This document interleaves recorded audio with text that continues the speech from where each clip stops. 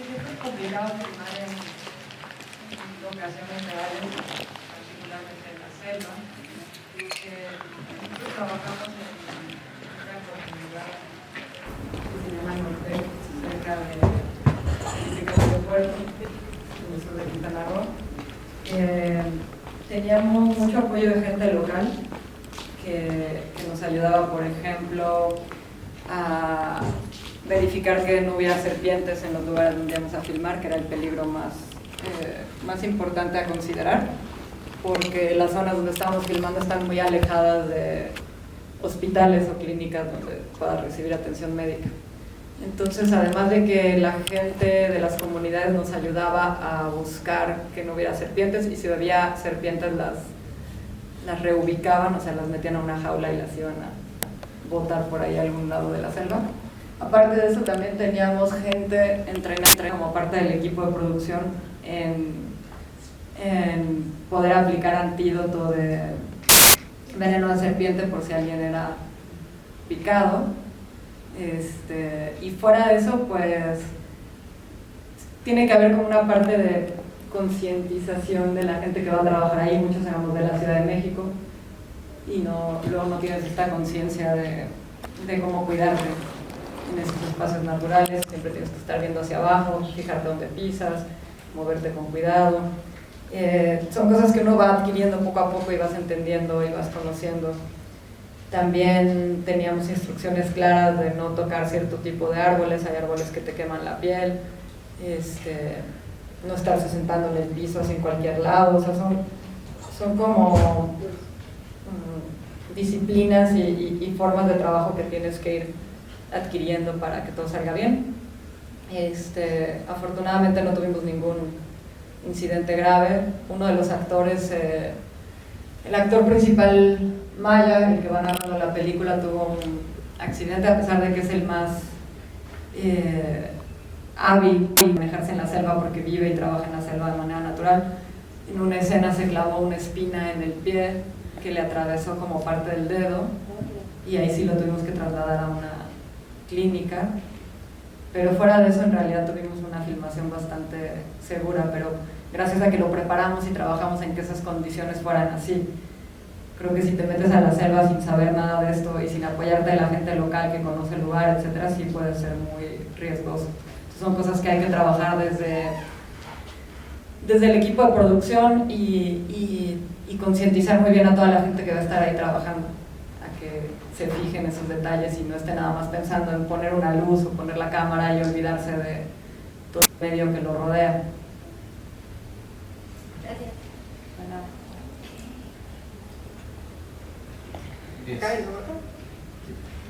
¿Cuánto tiempo tardaban en llegar a la locación y preparar todo para empezar a rodar? Pues mira, durante el tiempo que estuvimos preparando la película, estuvimos analizando dos caminos posibles de cómo realizarla. Una opción es acampar en la selva para no tener que estarnos moviendo y vivir ahí durante 7 semanas, pero descartamos esa posibilidad tanto por riesgo de justo picaduras de serpientes, etcétera. O sea, ya cuando duermes en la selva, pues obviamente eso es más difícil. También es todo un tema estar ahí metido con 30 personas y no tener instalaciones sanitarias, etcétera, ¿no? Entonces, poniendo eso en consideración, decidimos hospedarnos en un hotel en Carrillo Puerto, pero sí estaba muy lejos, era por lo menos de 1 hora y media, 2 de trayecto para llegar a la zona donde filmábamos normalmente. Filmamos en varios lugares distintos, entonces en algunos lugares nos quedaba más cerca, pero digamos que por lo menos 4 semanas filmamos en este lugar, en Norbeck, y eran de 1 hora y media, 2 de trayecto para llegar. Entonces, pues teníamos que salir como a las 5 de la mañana para más o menos a las 7 estar ya en la locación y empezar a filmar a las 8, 8 y media.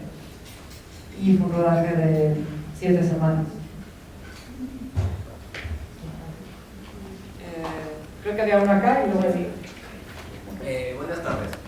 ¿Cuál fue su ideología y su base para partir? En el sentido de que me sorprendió que fueran en la selva, y supongo que en el guión usted ya tenía que haber tenido la idea de lo que quería transmitir, el mensaje y todo la construcción de la película. En el storyboard, las ilustraciones, ¿ya sabían por dónde iban a pasar o alguna escena fue improvisada o en algún momento dijeron, mejor hacemos esto, quedaría mejor, o cómo fue eso? Porque lo de la selva sí me sorprendió, la verdad. Claro, todo eso se tiene que planificar muy bien meses antes, si no es que años antes. O sea, el proceso de guión para esta película comenzó 2 años antes de filmarla. Y en ese proceso de guión yo hice muchos viajes a esta zona para conocer bien el lugar y para buscar las locaciones donde íbamos a filmar. Entonces eso lleva mucho tiempo y exploramos distintas zonas y hicimos distintas estrategias pensando en, ¿cómo sería la película si filmamos aquí? ¿Cómo sería la película si nos vamos para acá? Y después de analizar como muchos lugares posibles, pues fuimos encontrando ya los que se vuelven las locaciones finales, digamos, ¿no? Una vez que tienes ya esa selección de lugares, normalmente lo que se hace es que viajas ahí con las cabezas del equipo de gente que vas a trabajar, o sea, el fotógrafo, el director de arte, tu tutor, alguien del equipo de staff o la gente que hace la iluminación y lleva como todas las luces y la parte eléctrica, para que todas esas personas, por lo menos las cabezas de los equipos, conozcan esos lugares previamente, no llegues nunca a un lugar sin conocerlo, porque es muy difícil llegar como con el equipo de filmación y por primera vez a un lugar y de pronto no saber ni siquiera dónde puedes estacionar el camión donde llevas todo el equipo porque no sabes si se te va a hundir en el lodo o no. Si nunca haces ese trabajo previo de investigación, los rodajes se pueden volver muy caóticos, ¿no? Nosotros hicimos ese trabajo con mucho tiempo de anticipación. Sin embargo, de todas maneras, la propia naturaleza va cambiando pues lo que te va dando el espacio en el que estás trabajando, que en este caso es la selva. Entonces, por ponerte un ejemplo, había momentos donde queríamos filmar tal escena y empezaba a llover y pues no podíamos filmar eso. Entonces ahí sí teníamos que improvisar y de pronto inventar alguna escena que no estaba planeada y que tuviera sentido bajo la lluvia. Entonces, por ejemplo, hay una escena en la que van con los caballos en medio de la lluvia, cruzando la selva y todos se quedan como sentados esperando a que pase la lluvia. Eso no estaba planeado y lo tuvimos que filmar así, improvisarlo en el momento para aprovechar la lluvia y hacer algo que nos permitiera hacer con la lluvia. Entonces, por más que uno planee las filmaciones, sobre todo cuando trabajas en locaciones reales, cuando no estás metido dentro de un foro, es inevitable que tengas que improvisar y jugar mucho con lo que te va ofreciendo la naturaleza. Y por lo menos en el caso de esta película, esa era la idea, digamos. Yo no me negaba a que eso pasara, sino al contrario. Si había algún cambio de planes porque el espacio así lo proponía, era algo que trataba de incorporar en ese momento a la historia, cambiar la escena que tuviera en la cabeza o el plan que tuviera planeado para esa mañana, cambiarlo en ese momento y filmar otra cosa. Y dejar que también la propia naturaleza y lo que va pasando durante el rodaje te vaya como guiando de por dónde llevar la película. Entonces, a pesar de que hay mucha planeación, también hay momentos donde había un trabajo de improvisación. Pues había alguien allá y acá.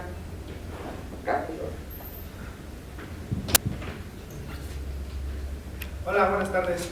Mi pregunta va sobre cómo es que consiguieron grabar ahí en la selva.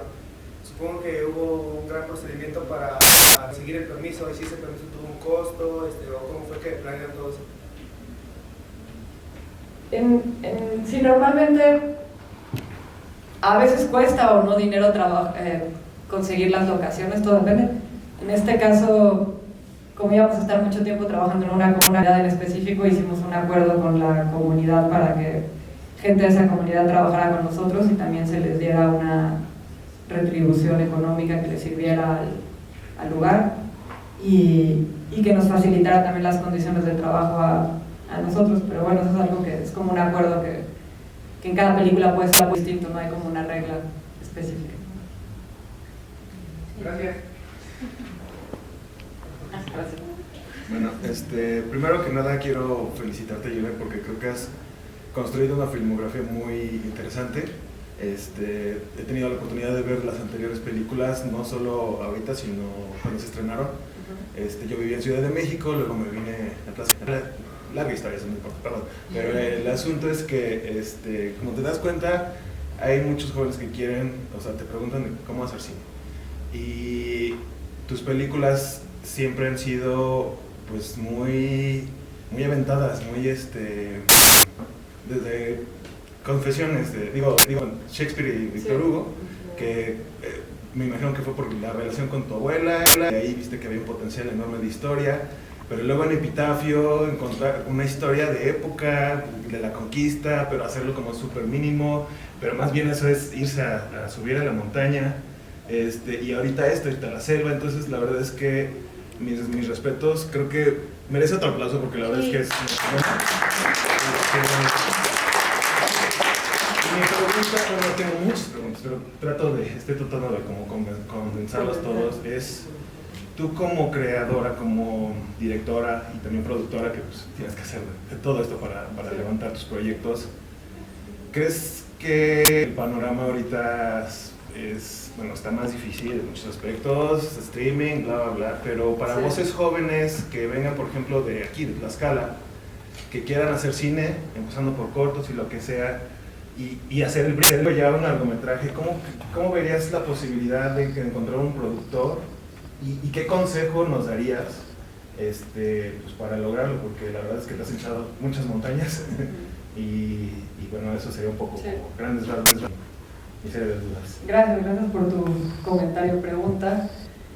Sí, efectivamente es muy difícil hacer cine, o sea, todos estos procesos llevan años, ¿no? Esta película me llevó 4 años, pero las anteriores también, mis películas anteriores son películas con menos dinero, menos presupuesto. Esta es por mucho mi película más cara. Es una película que debe haber costado alrededor de 13 millones de pesos. Ahorita diría que el promedio de una película mexicana independiente está alrededor de los 20 millones.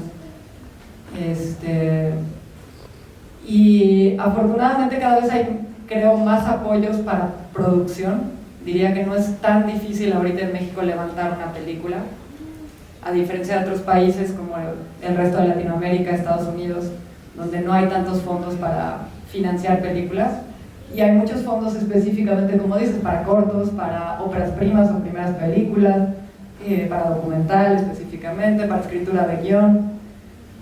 Yo cuando estudié cine muy pronto me di cuenta de que nunca iba a pasar esto que muchos esperan, que es como conseguir un productor que te produzca tu película, ¿no?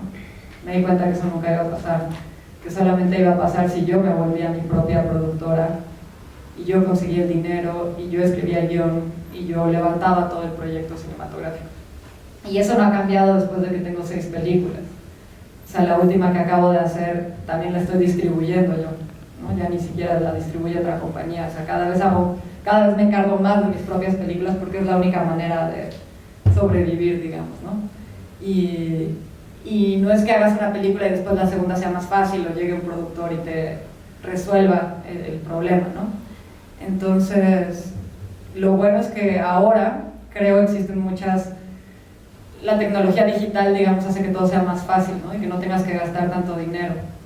O sea, yo mi primera película la hice prácticamente sin dinero, y la segunda también, y la tercera también. Ya conseguí dinero un poquito más, pero por lo menos las primeras 4 son películas prácticamente financiadas con muy poco, ¿no? Muy poco. Y eso cada vez es más posible porque conseguir una buena cámara de video es bastante accesible, conseguir un buen micrófono. Y algo que yo he hecho en todas mis películas es tratar de darle valor de producción a mis películas a través de los lugares en los que filmo, ¿no? En vez de gastarme dinero en tener muchas luces y equipo técnico muy caro y ir a un foro, pues voy a locaciones reales que le van a dar ese impacto en pantalla, ¿no? Ya sea la selva, el volcán Popocatépetl, la casa de mi abuela. Y eso hace que las películas inmediatamente se vean y se sientan como más caras, y en realidad nada más éramos 2 personas con una cámara de video grabando en estos lugares, ¿no? O 5 personas, o 20 en el caso de Selva, o 30. ¿Cuántos fueron en Epitafio, perdón? En Epitafio eran 7 personas.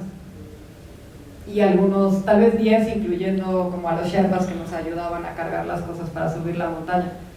Pero por ponerte un ejemplo, 3 de mis películas las he filmado con la misma cámara de video, que es una cámara de hace 10 años, HD, o sea, ni siquiera es 2K, ni 4K, ni cualquier celular ahorita que tenga un iPhone con mejor resolución que las cámaras que he usado en muchas de mis pelis.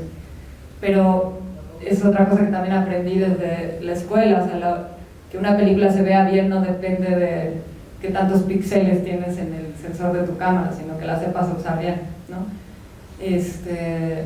Y entonces ninguna de mis películas depende realmente de un equipo técnico muy caro, ¿no? O sea, incluso esta, que es una película ya con un financiamiento más grande, todo lo que se ve es la fotógrafa mujer con la cámara al hombro haciendo sus tomas. O sea, no hay ningún... Ella fue su propia operadora. Ella es la operadora, no hay ningún sistema de estabilización de la cámara, no hay ningún dolly, no hay ninguna grúa, no hay ningún elemento técnico, no hay ningún dron, no hay ninguna cosa rara, ¿no? Es nada más con la cámara en la mano.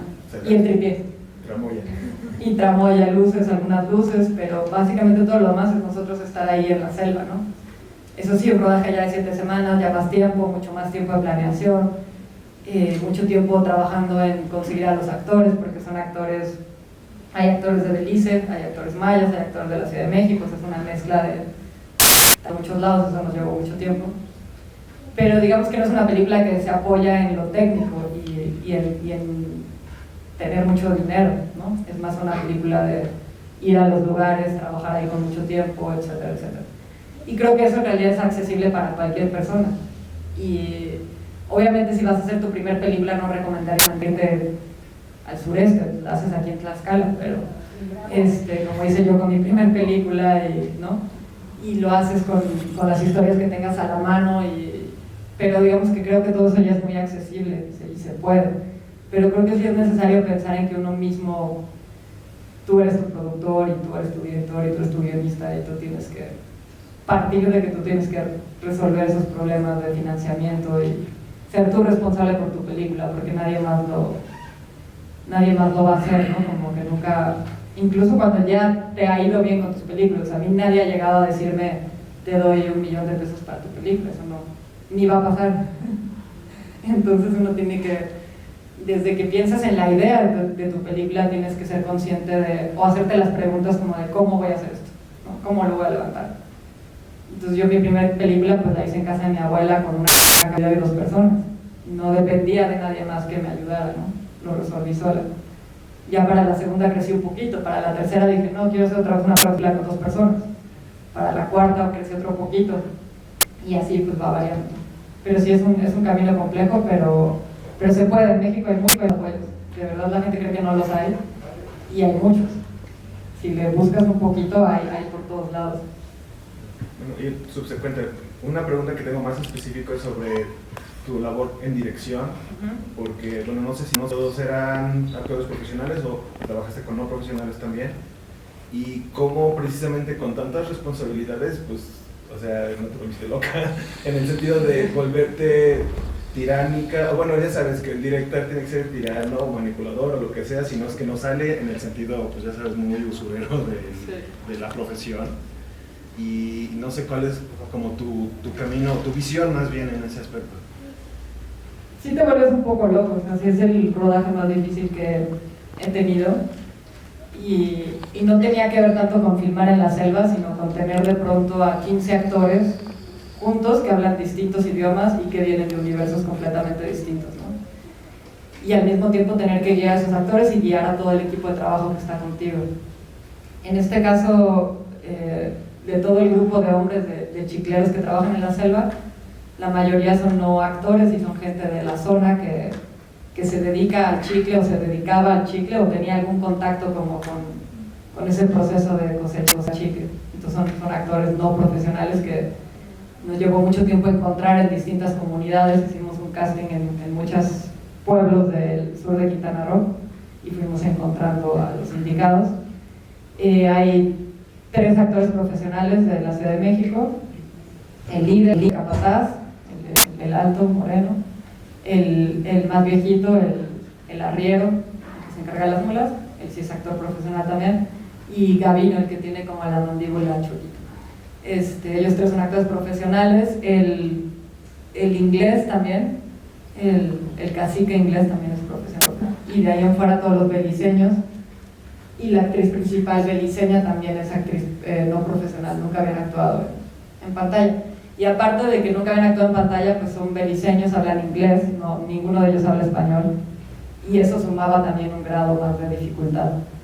Pero en el caso de ella, para mí era muy importante conseguir a una chica que realmente fuera beliceña, que nunca hubiera estado en México, que no tuviera esa comodidad de pronto hablar español y poderse comunicar con todos y sentirse cómoda. Quería yo replicar lo más posible las condiciones de la historia. Entonces es una chica que vive en el sur de Belice, a 12 horas de la frontera con México, que vino a México por primera vez para hacer la película, que no hablaba español y entonces no podía platicar prácticamente con nadie. Entonces su relación con esos hombres pues era muy similar a lo que se ve en pantalla, o sea, señas y eso le ayudó también a ella a entrar en personaje, ¿no? No tenía que fingir mucho lo que estaba viviendo como personaje, lo estaba viviendo también como persona. Y tampoco no tenían, ninguno de ellos tuvo que actuar el hecho de sentirse atraídos por ella o enamorados por ella, todos estaban fascinados con la presencia de Indira, se llama la actriz. Uno de ellos sí se enamoró más allá de los límites de la ficción. Entonces todo lo que vivíamos en el rodaje en realidad era muy similar a lo que habla la película, ¿no? A lo que se cuenta ahí. No había que exagerarlo, ni fingirlo, ni actuarlo mucho. Que es un poco lo que haces, ¿no? Porque también Epitafio es eso, ¿no? Es irse a la montaña para separar la historia de la montaña y la historia de tu abuela, en la casa de tu abuela y las habitaciones. Entonces, eso está muy padre. Sí, lo que a mí me interesa mucho del cine es incluso cuando tienes una película de ficción, jugar mucho con lo documental, ¿no? Y aunque llegues ahí con un equipo de 30 personas y todo sea falso, porque pues todo lo que hicimos ahí es una mentira, digamos, de alguna forma, ¿no? Pero si genera ciertas condiciones para que la verdad como que surja y las personas que actúan se fusionen con los personajes y no sean nada más actores, sino que vivan de manera real lo que les está pasando, pues es la manera que más me gusta de trabajar el cine, ¿no? Entonces, siempre que he hecho documental trato de alguna manera que parezca una ficción, y cuando hago una ficción trato que parezca un documental y que se junten como ambos formas de trabajo, ambos géneros. ¿Y como cuántas tomas te gusta hacer más o menos?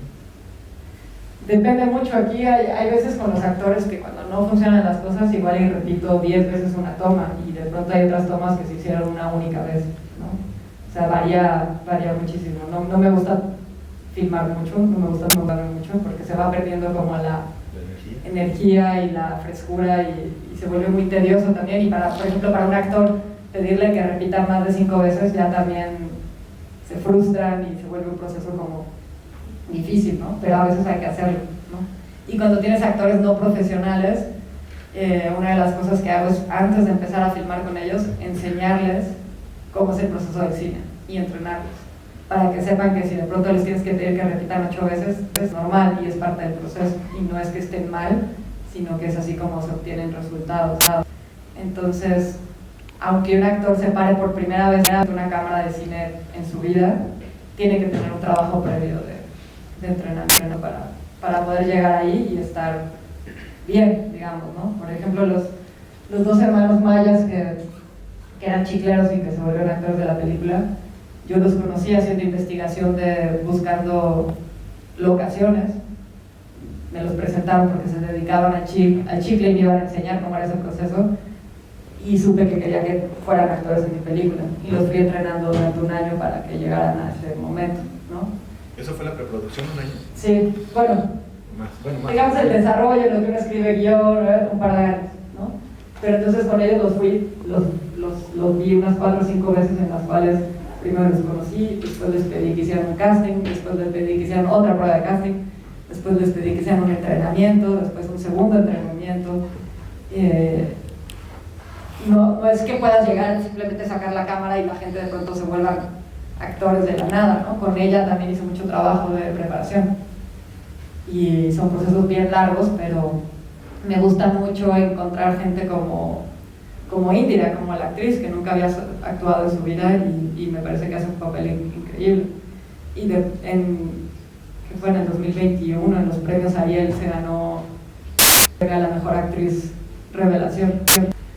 Y eso es muy satisfactorio para uno como director. directora, ¿no? Poner a alguien en pantalla que por primera vez está ahí y puede ser reconocida como la mejor actriz de la competencia de películas mexicanas que estaba en ese año.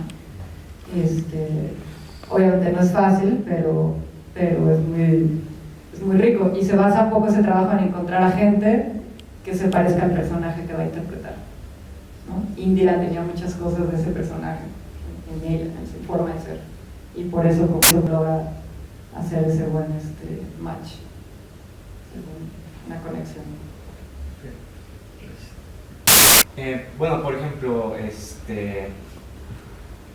¿hay alguna ventaja de estudiar cine hoy en día? En el sentido de, por ejemplo, Intimidades de Shakespeare y Víctor Hugo, perdón. Por ejemplo, ¿cuáles fueron las ventajas de haberlo hecho, pues, a lo mejor no con el apoyo completo del CCC, pero sí bajo el nombre, ¿no? Sí. Pues, tengo entendido que es una de las escuelas más de cine más famosas en México.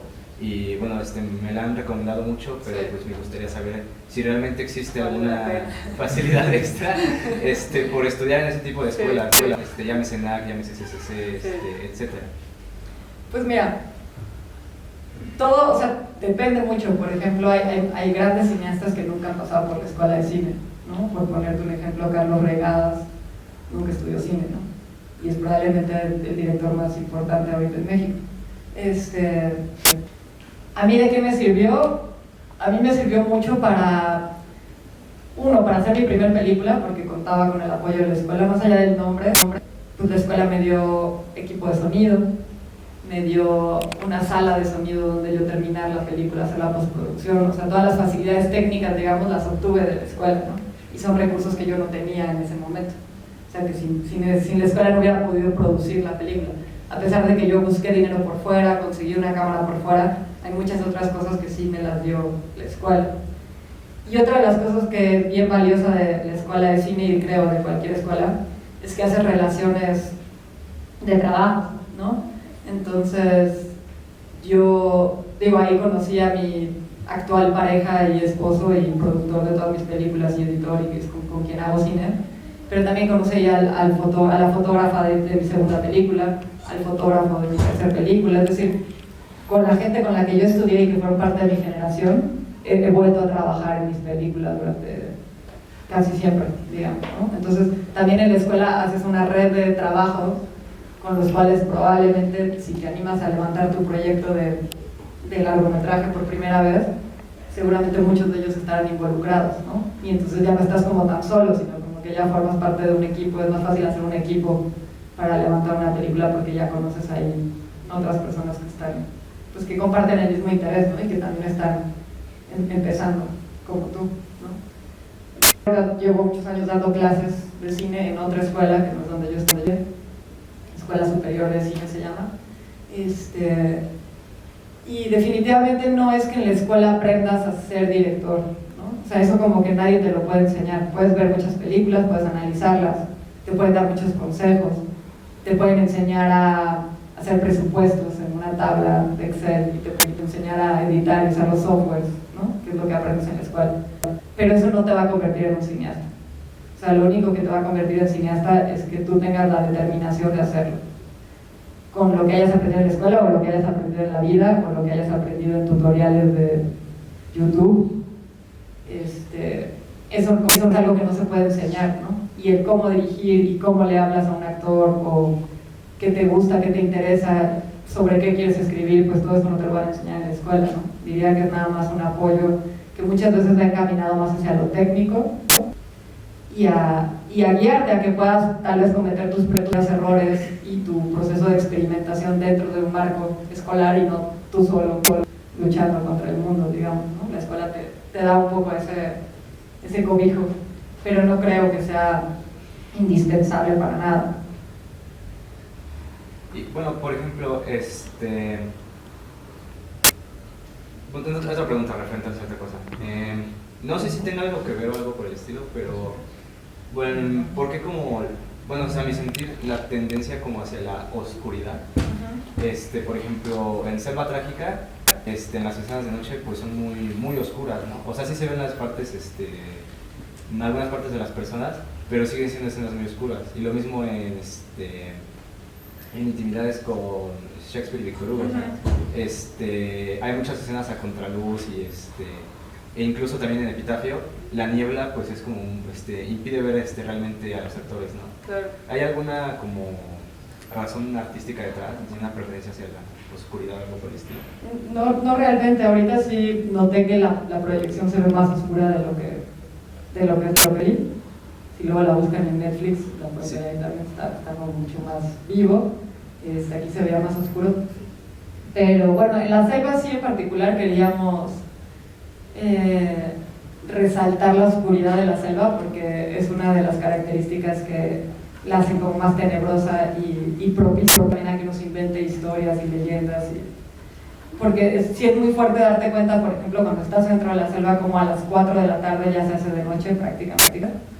En cambio sales de la selva, no sé, llegas a la carretera, igual y está el sol a tope y todavía te quedan otras 4 horas de luz. Pero adentro de la selva por los árboles ya no. Entonces sí eso le da una cualidad muy particular. Y obviamente pues en la selva en cuanto dejas de ver, pues todo se vuelve más temible, ¿no? Y de ahí surgen también muchos mitos y eso, muchas leyendas. Entonces sí tratamos de retratar una selva como más oscura y eso se logra básicamente con tu cámara exponiendo a la luz, o sea, cuando entra un rayo de sol, pues tú expones a ese rayo de sol y todo lo demás se va a ver como mucho más oscuro, ¿no? Y iluminando la selva, filmeándola como es. Quizás en otras películas hubieran llevado luces como para meterle más luz a la selva y tratar de que se vea más. Nosotros la retratamos como es. Y en las otras películas pues no hay una decisión así en particular. Supongo que con cada película es distinto y siempre tratas de que la fotografía de alguna manera refleje el tema también de lo que estás hablando, ¿no? Y que la atmósfera que generas con esa luz, que tiene mucho que ver con la luz, pues sea algo que le aporte a la historia, ¿no? A la experiencia de la historia. Yo tengo una duda, por ejemplo, ahí en Epitafio ya es en blanco y negro, o casi. No, pero en Epitafio lo que hicimos es la corrección de color, le quitamos mucho color y la foto en general es como muy desaturada. En algún momento íbamos a hacer la blanco y negro y luego dije no, sí, hagámosla con color, pero con muy poco color. Y sí es una película no blanco y negro, pero sí tiene como muy desaturados todos los colores, ¿no? Ya fue una propuesta que encontramos un poquito después. Yo pensé que iba siendo como una decisión de irla desaturando conforme va avanzando la película. Es que eso pasa, pero de manera natural, porque conforme subes la montaña, pues van dejando de ver color, o sea, ya no hay pastos verdes, ¿no? Y lo que sí evitamos en Epitafio en particular era tener días muy soleados y cielos azules, porque se siente como un día de campo, o sea, se vuelve como las fotos del alpinista en Instagram o en TikTok pasándosela bien, digamos, ¿no?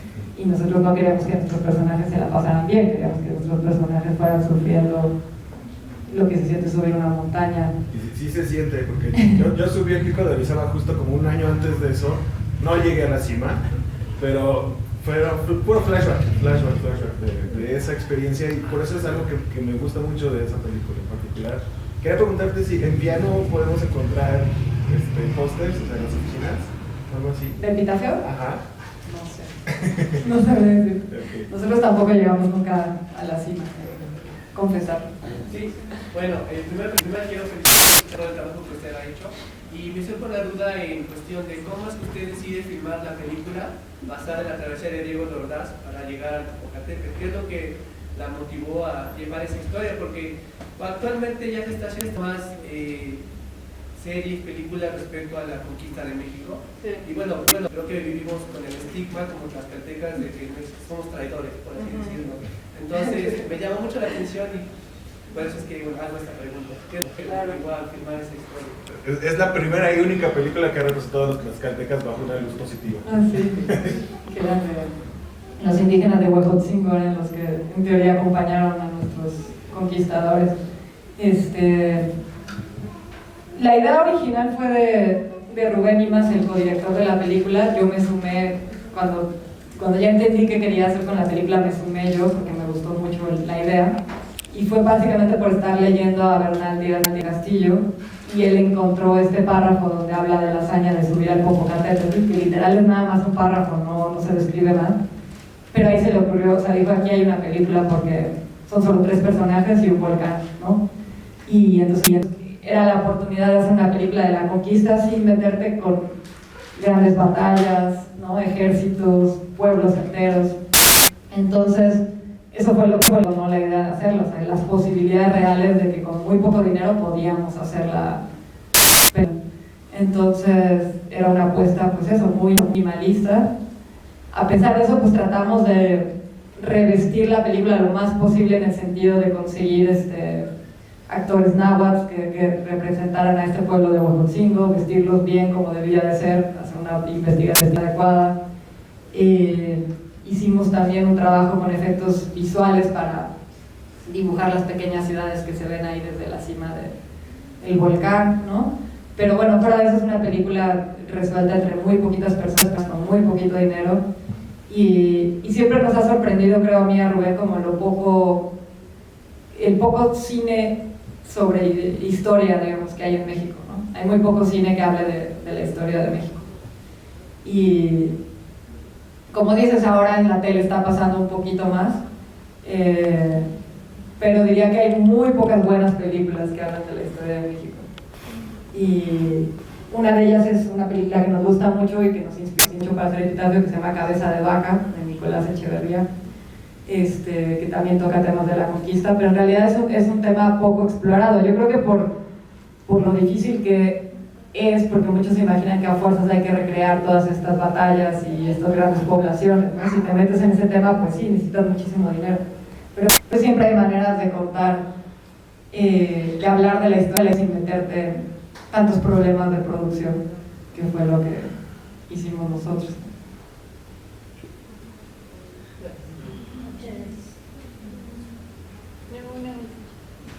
Perdón. En los últimos años se han ya dado como muchos nombres en la industria de mujeres haciendo cine. Desde que iniciaste tú hasta ahora, ¿qué diferencia has visto como en este sentido? ¿Qué barreras has roto tú como mujer cineasta? Y también, ¿cómo es que te has allegado también a este equipo de mujeres? O más bien, si en tu equipo técnico consideras como mucho más la inclusión pues femenina. Pues mira, desde que yo empecé a hacer cine aquí había grandes cineastas mujeres en México y en todo el mundo, pero evidentemente siempre hemos sido menos, ¿no? Y parte desde las escuelas de cine, o sea, cuando yo estudié, no sé, de 15 alumnos éramos 5 mujeres, donde doy clase ahorita también, pues hay 5 mujeres, 10 hombres. Es algo que así ocurre, no sé exactamente por qué. En mi caso yo realmente no he tenido mayor dificultad por ser mujer, excepto las propias de ser mujer en este país, que tienen que ver pues con que es más riesgoso y que no es como tan fácil ser una mujer y viajar sola por el sureste y andarte metiendo a pueblos y bla bla bla. Pero bueno, esa es como la condición de ser mujer en México en general, no tanto del cine. Y en mi caso, pues como yo soy la que hago mis proyectos y yo genero mis películas y yo contrato a la gente con la que yo quiero trabajar, pues nunca he tenido mayor problema de ser discriminada por ser mujer. Creo que eso es algo que pasa sobre todo más en la industria, como en un cine más industrial donde tienes jefes a los cuales tienes que responder. En mi caso, pues yo soy mi propia jefa y no me he metido en esos problemas. Pero sí ha habido en los últimos 10 años probablemente un auge de directoras mujeres mucho más fuerte que cuando yo estudié. Cuando yo estudié éramos muy pocas y ahorita cada vez hay más y cada vez hay más y cada vez más hay más. En mis películas trato de incluir mujeres, pero no es que piense como... Yo personalmente no estoy muy de acuerdo en esta cuota de género, como de tenemos que meter 50% mujeres y 50% hombres. Yo busco a la gente con la que me siento cómoda trabajando y no me fijo si son mujeres o hombres. Y cuando voy al cine a ver una película tampoco me fijo si es mujer la que dirigió o no. En este caso específicamente conocía yo una fotógrafa mujer y me pareció muy adecuado que pudiera haber una alianza, digamos, entre la actriz, yo y la fotógrafa, y que y que de esa manera también la actriz se sintiera como más protegida, porque efectivamente la película se trata de ser mujer rodeada de hombres, ¿no? En un ambiente violento. Entonces era importante para mí también que ella se sintiera en ese ambiente violento, pero que siempre supiera que se podía apoyar en alguien como nosotras, ¿no? Y que las líderes, digamos, de esa filmación fuéramos mujeres. Pero fuera de eso, pues me rodeo de quienes estén dispuestos a trabajar y quieran trabajar conmigo, más allá del género. Pero sí creo que cada vez hay más inclusión y que también de manera institucional pues, se está apoyando eso, ¿no? Hay más apoyos para cine hecho por mujeres, etcétera, etcétera. Y eso está ayudando a que más mujeres se acerquen a estudiar cine, a querer producir, a querer dirigir, a hacer sonido, etcétera. Bueno, pues muchas gracias por venir a todos.